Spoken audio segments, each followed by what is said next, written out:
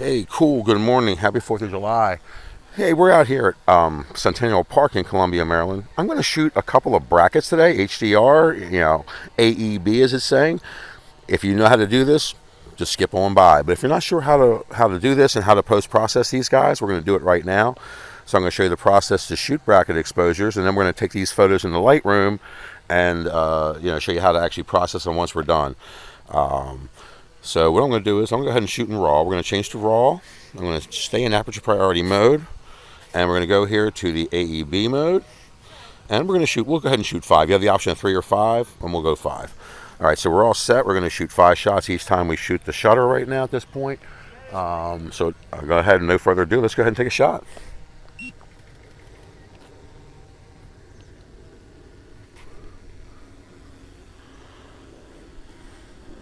All right, so there you go. We just shot our first bracket. There'll be 5 exposures, about 0.7 apart. We have no control over the exposure bracket as we do in an SLR, unfortunately. Maybe in a future model we'll have that, where we have more control over the aperture. So let's just shoot a couple more brackets real quick. Nice, look at that little reflection there. We'll see what we do with that. That's pretty cool. Alrighty.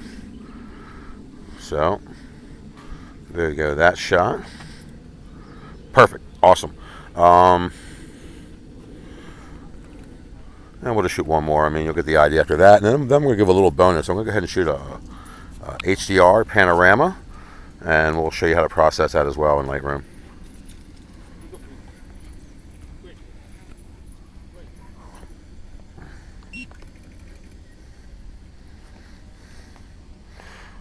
All right, cool. So that's going to finish that one up. So I know we just added a panorama mode to the Autel Evo 2 Pro, so now we can do it automatically and have them stitched for us. But we always had the ability to do that. As you do as a regular photographer, you can just get your tripod out and you just kind of pivot the camera. We have the perfect opportunity here with the drone to do the same thing, just for a manual panorama. And what we're going to do now, it's a little different, is it's HDR panorama. So for this, I'm going to actually go down and change to 3 shots, because just for processing time and power, we don't need to have all that. And because we're going to be doing, what I'm going to do is 4 shots across, and then we'll bracket them, and then we'll expose all 12 of those photos back in Lightroom later on. We'll show you how that works. So cool. So basically, you get your first shot, you're going to go ahead and kick it off, boom. We're going to yaw to the left just a little bit on this one, just so you have enough overlap, and that's how we're going to stitch them. So you just yaw a little bit, keep everything flat, boom, bang, number 2. And we'll go a little further over here, number 3.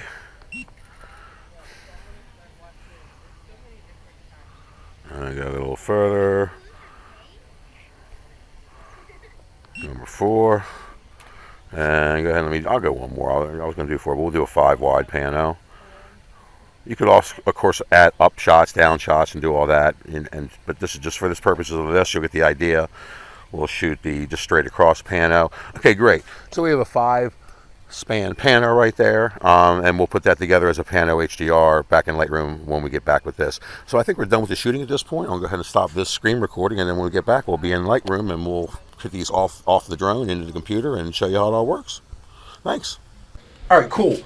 So now we're back at the computer after shooting the HDR bracketed photos this morning with the drone up at Centennial Park. So to import the photos into Lightroom, of course, you hit the import photo, or you may have it set to automatically import when you insert a memory card. I did put the memory card for the drone into my card reader. You also see there's some video clips here, which I'm not going to import. Lightroom can import video clips. It can't edit or do anything with them. It will catalog them. I have another workflow for my videos, so what I'm going to do is select those, uncheck that box, and go ahead and deselect those so they're not going to import it with my photos. As you see right now, Lightroom is set to copy the files, so it's going to copy the files from the memory card into the location I choose. And I've created a folder already for this, but I could have just as well created the subfolder as I imported them. I'm over here in the right-hand column of Lightroom. I'm going to put it in my Bmore photography business folder in a subfolder called Bmore HDR training. I could have just as easily created the folder as I imported it by doing in subfolder on there, and it would go in that same place or in a subfolder within there. So just realize you can place a subfolder, and also be aware of that when you're importing the next time you come in, that will still be activated, so you may import it a new import into a subfolder from the last shoot you've done by accident. I have done that. You can move them in Lightroom and correct it, but it's just you feel like an idiot. But anyhow, I'm going to go ahead and uncheck that since I already had the folder created. I'm going to click the folder, and upon clicking import, those files will begin to import into the computer at this point. Once they're imported, we'll be able to manipulate them to get them processed, the brackets processed out, and edit them further in Lightroom once they're done. So right now, Lightroom is copying the files in, and it's going to render standard previews for the files. One-to-one previews render when you click them, or you can have your computer set to do that one-to-one previews. But again, then that will take a long time to build your previews, depending on the size of the shoot you do. Anyhow, as you recall, we shot 3 5-shot brackets, and then we shot a 5 panel panorama with 3 shots each in that. So with no further ado, the first 5 shots, we'll click them. That's going to be our first HDR bracket. You can see it's the same image with different exposures. Okay, so if you right click the selected files, and if you go to photo merge, hit HDR, Lightroom will begin to work on those 5 files. It will bring up a preview, which you then can look at and see if it's okay, and then go from there to see what happens. Okay, so auto settings, you can just see there nothing, or you can have it do a little bit for us. So there, definitely the auto looks better.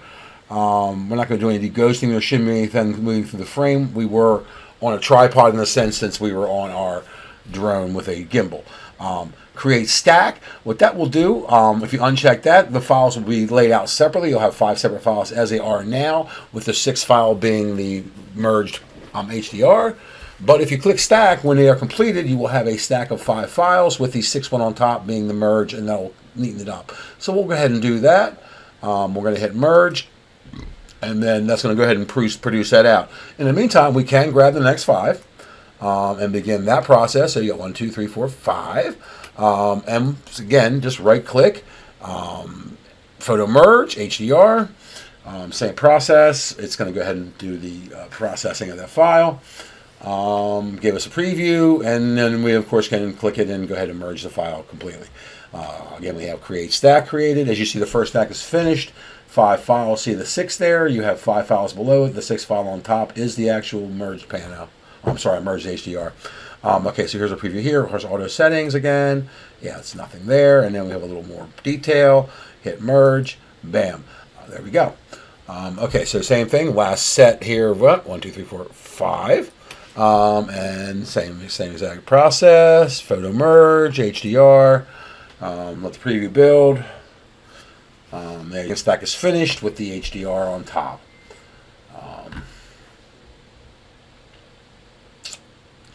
Okay, third one's building, preview. Okay, again, I'm pretty sure the auto is going to be a little better than nothing. Yeah, as you see, the auto brings up some of the grain. And then here's the thing. Once it comes out of the process, we can obviously edit them further in Lightroom or any other software that you use to further enhance the produced file. So it's good to go. We'll hit merge, and that last one is going. So the last thing we did, as kind of a bonus, was a manual panorama. I mean, the Autel firmware just added panorama modes up until that point this week. The only way to shoot a panorama was manual. But the only way to shoot an HDR panorama still is manual. And so what we did there was we shot a 3-shot bracket in 5 different spots as we were panning across with our yaw. So what we'll do there is grab those files. That should be these last 15 remaining at the end that haven't been stacked. We'll go ahead and grab those 3. There we go. We got 15 files selected, as you see at the bottom. And now we're going to do photo merge into an HDR panorama. And there we go. It's going to take a little longer. It's got more processing to do. You've got the 3 files on each section to process, plus stitching the pano. Once a preview comes out, we'll be able to look at that, make any adjustments we need to in the screen here, and have it kick out the panorama for us. So we'll let that run for a second. That's going to take a minute. I could start processing the other images, but I want to go ahead and let this finish. Get the preview up so we can go ahead and see what that looks like and get that going. Again, as you see, it's taking a little longer than the other ones did, only because of the amount of processing required here. Now that's one reason I did stick it down to 3 shots instead of 5 for each bracket. You can certainly do 5, get a little more dynamic range out of it if necessary. Just realize the processing time will take longer for that. And for this purposes demonstration, I figured the shorter would be a little better to just to get the effect. You get the idea. Here we go. There you go, the merged HDR pano. You do see the ends have kind of been distorted from the way we turned the pano. But we have that way to fix that. You can either do the boundary warp, which if you stretch it out, you give it a little different look to it there. But no, we're not going to do that. We have the new fill edges, which we'll go ahead and do a fill edge, kind of a content-aware fill from Photoshop type situation. And you'll see in a minute that I'll pop up the corners. We should look pretty good there. At that point, we'll go ahead and build the merge and get that file finalized. Okay, good. As you see, fill the corners in. We're good to go. We're going to hit merge, and then Lightroom's going to chug away at that. Now, at this point, you can go ahead and look at your other files. That's just going in. That's merging that panorama right now and creating the file. You can see the progress up top here. And we'll let that go ahead and build real quick. Finish up, and then we'll look at the files we've created, and then we can go from there and perhaps do a little quick editing. This isn't going to be a full scope edit. You all have your own techniques if you use Lightroom. If you don't, here's a basic way to start with this. Everybody wants to season their files to their own taste. There is no right way to do this. This is the process to get the HDR's process. Beyond this, it's all up to what you want to see and how you want to look at it. Okay, great. So if you look now, all the files have been merged and all the files have been stacked. So we've went from a large stack of files down to 4 top folders. And if you see the numbers in each corner, you have 666. That's the 5 files with the the HDR on top.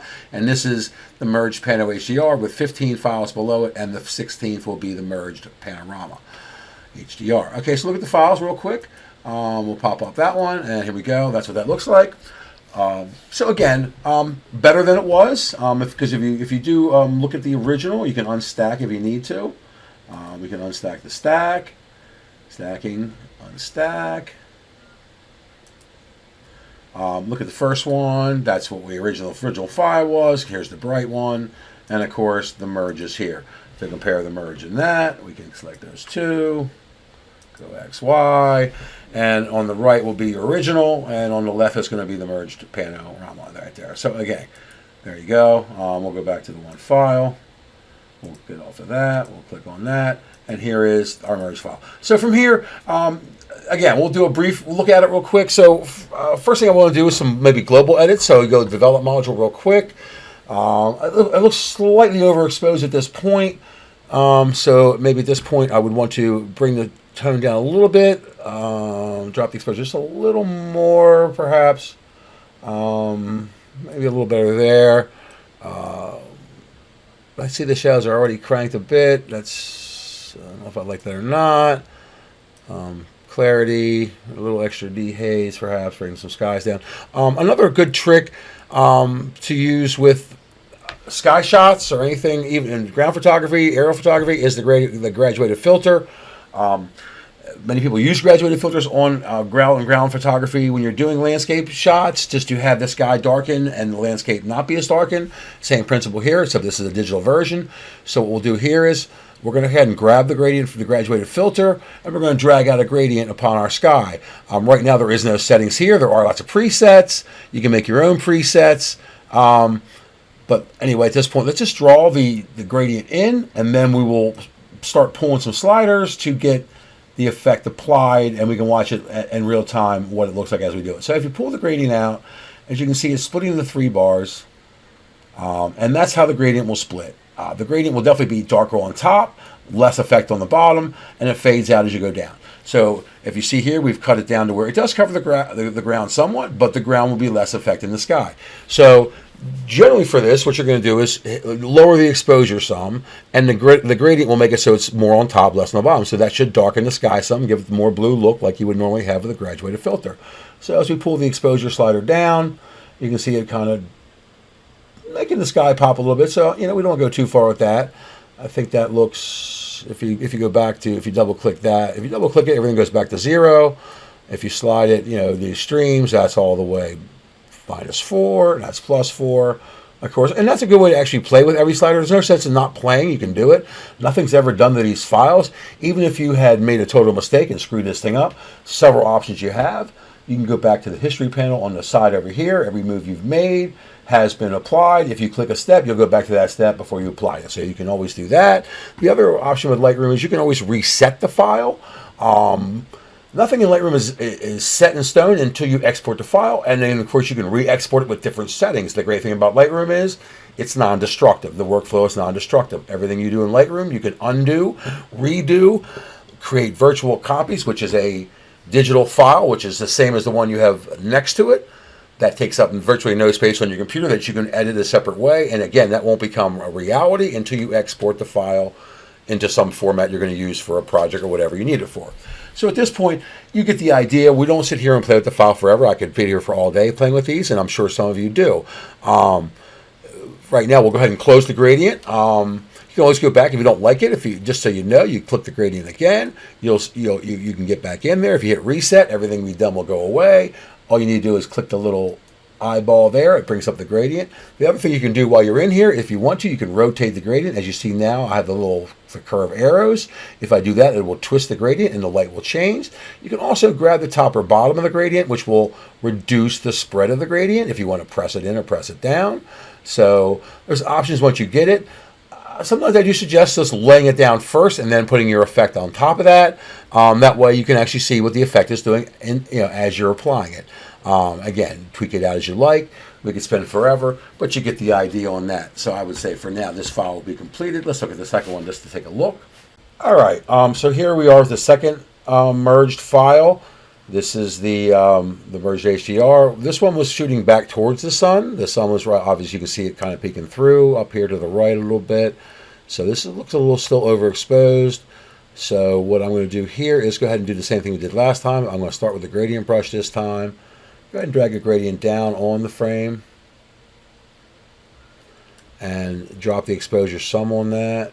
Try to get some texture back in the sky. I'm going to actually add a little texture, a little bit of clarity, and some details. Again, this is all to your taste, what you like, what you want to do. There is no set, there is no right. I'm going to go ahead and close that up. Look at what else we can do to make this a little better. Yeah, it looks like there's kind of uneven lighting here, and mainly because of the way the sun was hitting this. This was not the ideal lighting situation to be shooting in, but the idea was get the video shot, get the images shot, so we can kind of show you guys how to edit these fellows up. Anyway, yeah, I'm not going to play this anymore. I think we're good to go for now. Get the effect. Let's take a look at the other ones real quick, how they came out. There's the other one we shot, and if you want to unstack the stack, and you can compare it to the original, you can see that there's quite a bit of difference. There's the original, there's the merged, and there's the one shot original. And of course, here is our merged panorama. So this was 3 frames in each twist of the drone with 5 shots across. So you see, Lightroom did stitch the pano really well. It did a good job on this, and this was something that I would probably work a little further with, doing similar stuff that we've already talked about. Again, seizing it to the way you like it, the way you want to display the scene. It's all subjective. You can do whatever you'd like to these guys.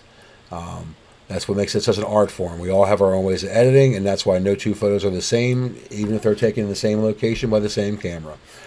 Anyway, I think that's good enough for now. Just to let you know, there is other ways to edit HDR. I also use Aurora Hdr. It's a whole separate program that can work as a plug-in to Lightroom, or as a standalone program, and perhaps sometime we can tackle that. It's a whole program in itself that can be a much learning curve just to get that going. But the results can be a little more dramatic with a standalone HDR program than Lightroom. Lightroom does do a decent job of producing the files, but there is a lot more you can do to unleash your creativity with a more robust, specific HDR program. But anyway, I guess that's it for now. This is Randy at Bmore Photography signing off for now, and hopefully you got some value out of this. If you did, give me a like. If not, Give me a dislike. It's okay with me. I'm not going to take it personally. It's not for everybody. Again, if you have the skills already, this is probably redundancy for you. If you have no idea what Lightroom is or how to produce HDR panoramas or HDRs at all, this might be a good starting point for you. There's a lot deeper we can go into this, but again, this was just a first touch. Get the idea, get them off the drone, into the computer, and edited to some degree. Anyway, guys, have a great day. Stay safe. Happy 4th of July. Safe flying. Peace out.